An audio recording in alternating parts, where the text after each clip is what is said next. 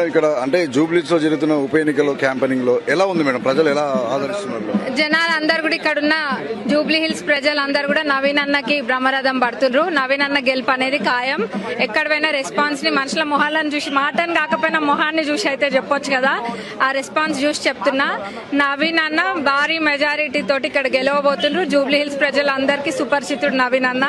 మొదటికెళ్లి కూడా అన్ని సేవా కార్యక్రమాలు చేస్తున్నారు, ముందు కూడా నిలబడ్డారు. మరి నవీన్ అన్న వస్తే ఇక్కడ పెరిగిన మనిషి నవీన్ అన్నకు అన్ని కష్ట సుఖాలు తెలుసు అని చాలా మంది భావిస్తున్నారు. నవీన్ అన్న కంపల్సరీ గెలుస్తున్నారు, అందులో డౌటే లేదు. దళితులు ఈ రాష్ట్రాన్ని 10 ఏళ్లు పరిపాలించి 100 బాకీలు ఉన్నారు. కల్వకుంట్ల కుటుంబము తెలంగాణ ప్రజలకు 100 బాకీలు ఉన్నారు. అది త్వరలోనే బయట పెడతాం. అక్కడ వాళ్ళ భార్యకు టికెట్ ఇచ్చిండ్రు, ఏమన్నా సింపతి కలిసి వచ్చే అవకాశం ఉందా? ఇక్కడ అధికారంలో వాళ్ళ కుటుంబం గురించి మేము మాట్లాడొద్దు, కానీ ఈ ప్రాంత ప్రజలంతా చెప్తున్నారు ఆయన ఎంత దోసుకున్నాడు, ఎంత దుర్మార్గం చేసిండు, ఎంత మంది మీద అక్రమ కేసులు ఎట్టించిండు, ఇలా నాలాలు పట్టించుకోలేదు, డ్రైనేజ్ పట్టించుకోలే, అభివృద్ధి పట్టించుకోలేదు, సంక్షేమం పట్టించుకోలే అని తిట్లు తీరుతా ఉన్నారు. సింపతి లేదు, సంపతి లేదు. 6 గ్యారెంటీల విషయం ఏం చెప్తారు సార్?